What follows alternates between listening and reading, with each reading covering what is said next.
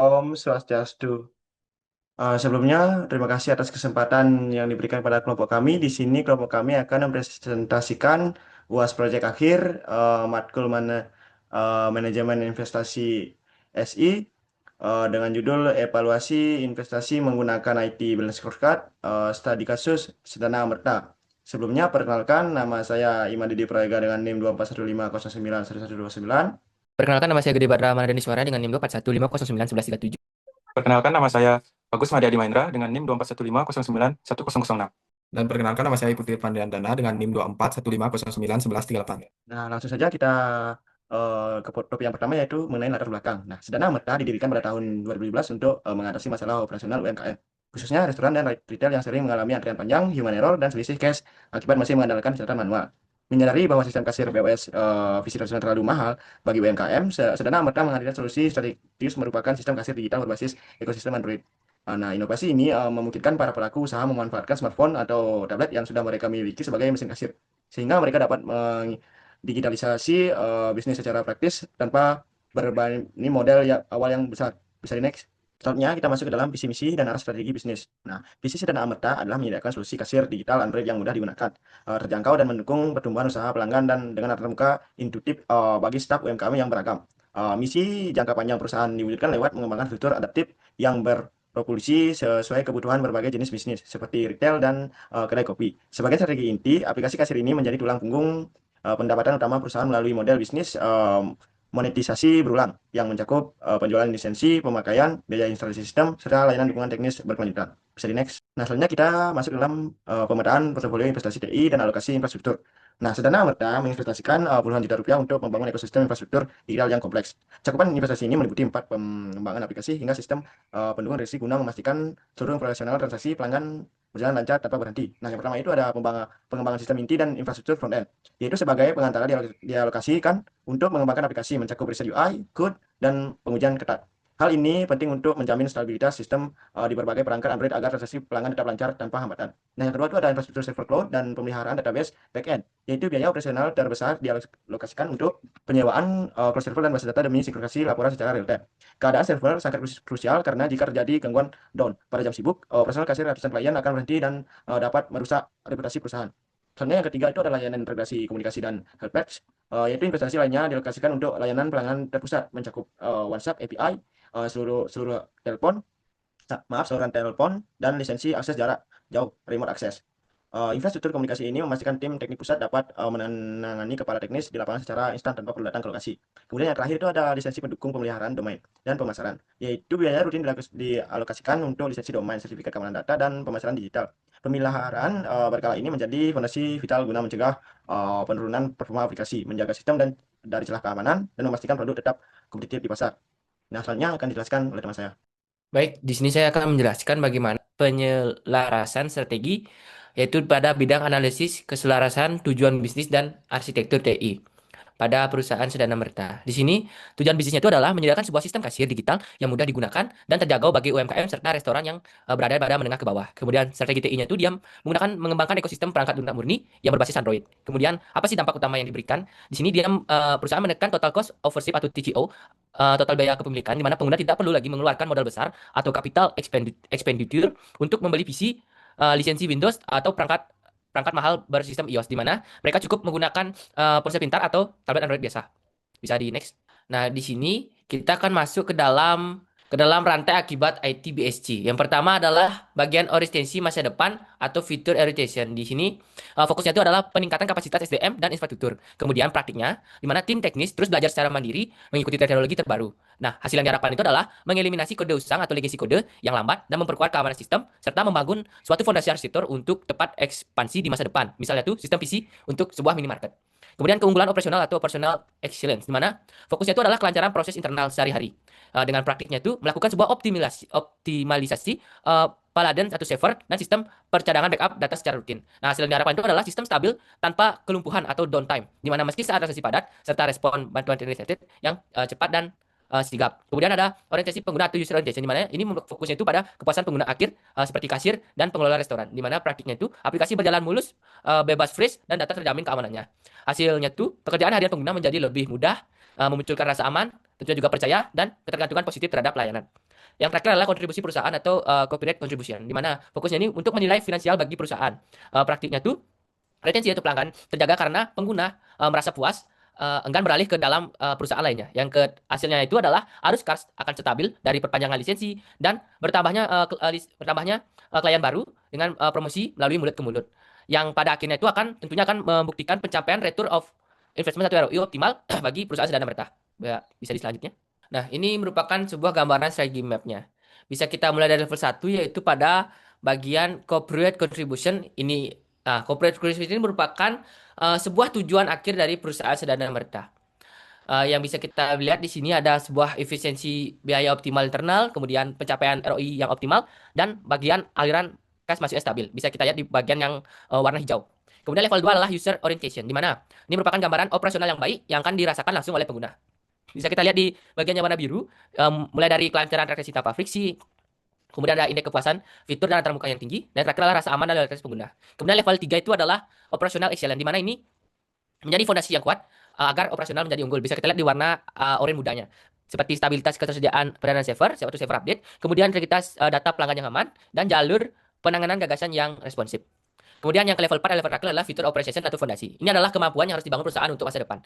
Yang bisa kita lihat pada warna oranye tua, di mana penyusunan tata kelola teknologi modern, kemudian kesiapan sektor ekspansi produk, kemudian peningkatan kapasitas komersial SDM TI.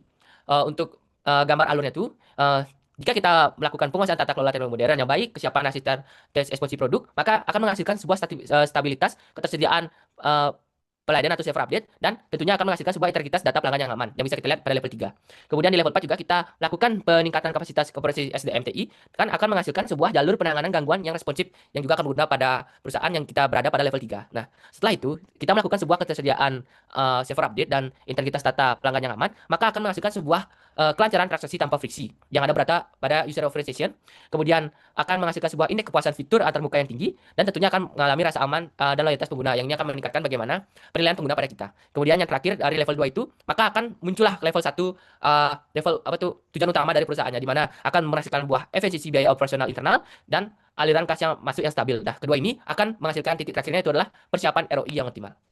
Baik, selanjutnya akan dijelaskan oleh teman saya. Baik, saya akan melanjutkan presentasi dari teman saya.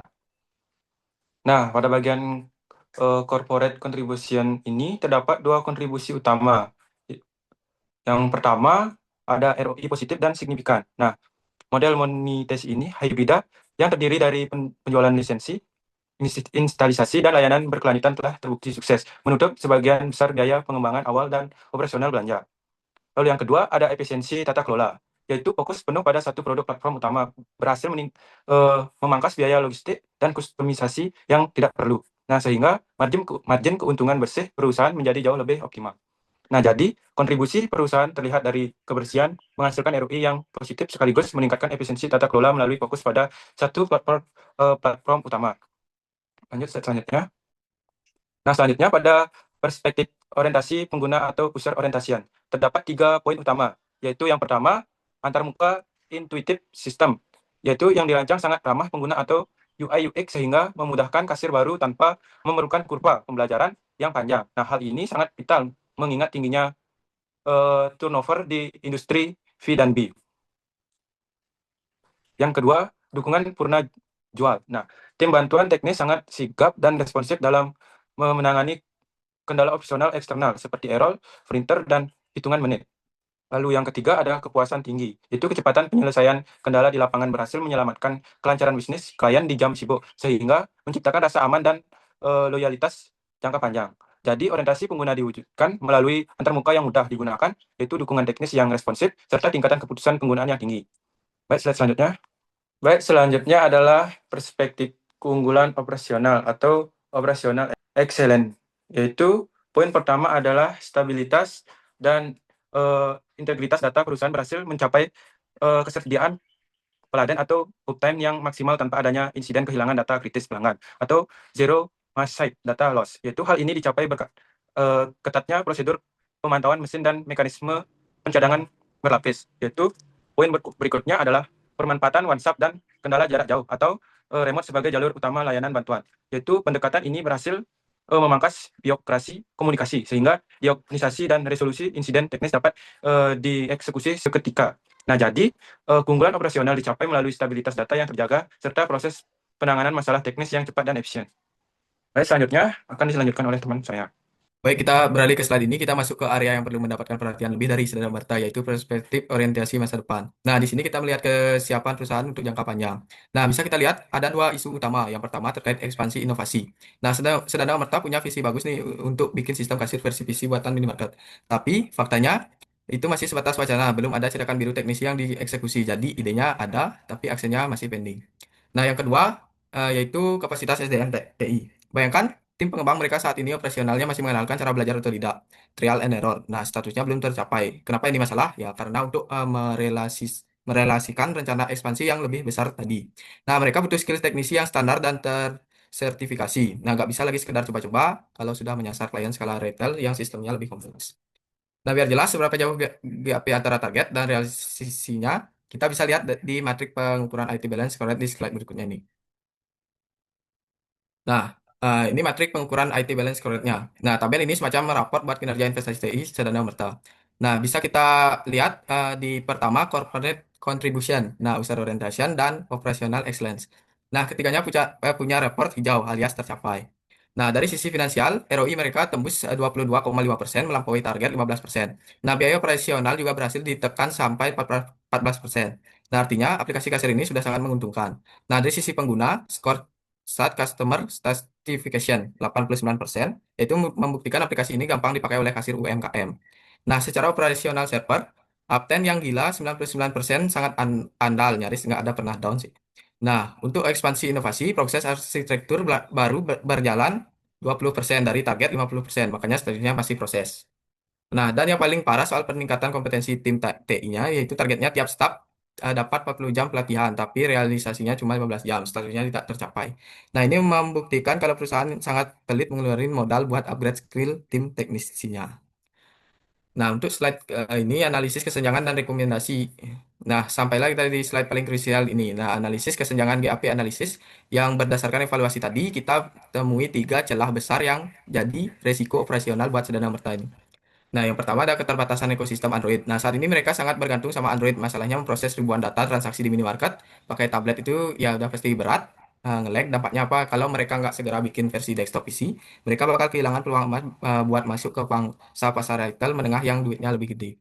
Nah, yang kedua, ketiadaan fitur pembayaran digital. Nah, ini kelemahan yang kerasa banget di lapangan sistemnya belum support e-wallet atau kris secara langsung. Nah, kasir harus report input manual. Risiko terburuknya, klien-klien modern yang butuh transaksi cash cepat bakal kabur ke kompetitor dan rawan terjadi human error pas closing harian kasir. Nah, yang ketiga yaitu kapasitas SDM TI masih otodidak. Nah, ini nyambung sama data di matriks tadi. Nah, tim pengembang belum punya sertifikasi terstruktur bayarnya apa. Nah, waktu nanti mereka nekat scrolling up, bikin arsitektur desktop yang ribet, ya resiko sistem crash atau lumpuh total itu sangat besar karena skill mereka belum mumpuni secara standar industri. Dan untuk slide selanjutnya akan dilanjutkan oleh teman saya. Nah, di sini eh, jelaskan saya lagi, di sini kita akan masuk ke dalam rekomendasi strategis dan rencana aksi. Yang pertama harus kita lakukan adalah alokasi dana untuk sertifikasi TI, di mana kita harus menyiapkan sebagian keuntungan untuk mendanai pelatihan dan sertifikasi formal seperti keamanan cyber dan basis data. Dan ini juga wajib agar mereka siap merancang sistem yang berbasis PC dengan standar industri yang sulit. Kemudian adalah pembentukan unit integrasi pembayaran digital, di mana kita harus mengalokasikan tenaga pemrograman khusus untuk segera meriset dan mengeksekusi integrasi API QRIS yang mana akan menutup kelemahan operasional sekaligus memberikan alasan kuat bagi manajemen jika ingin menaikkan harga lisensi langganan. Kemudian yang terakhir adalah studi kelayakan proyek retail, di mana kita harus menahan seluruh pengeluaran untuk penulisan coding proyek kasir PC minimarket sebelum dilakukannya riset pasar lapangan atau feasibility study, di mana secara menyeluruh langkah ini bertindak sebagai sabuk pengaman finansial untuk memastikan produk yang dibangun sesuai dengan kebutuhan real dan kesediaan membayar atau willingness to play calon para klien. Terima kasih. Selanjutnya akan dijelaskan oleh teman saya. Baik, selanjutnya yang terakhir yaitu tentang kesimpulan pembahasan dari kami, yaitu investasi POS Android Sedana Merta sukses mencetak ROI positif dan operasional yang stabil, namun masih berhambat oleh kesenjangan fitur dan belum tersertifikasi SDM. Oleh karena itu, investasi ini direkomendasikan untuk dilanjutkan dan dimodifikasi sebagai tindak lanjut. Manajemen harus segera mengalokasikan laba untuk sertifikasi staf DI, mempercepat integrasi, membayar digital, QRIS atau e-wallet, serta menunda pengembangan sistem visi hingga studi kelayakan pasar numpuk. Sekian presentasi dari kelompok kami. Mohon maaf jika ada salah kata. Akhir kata kami ucapkan terima kasih. Om Santi Santi Santi.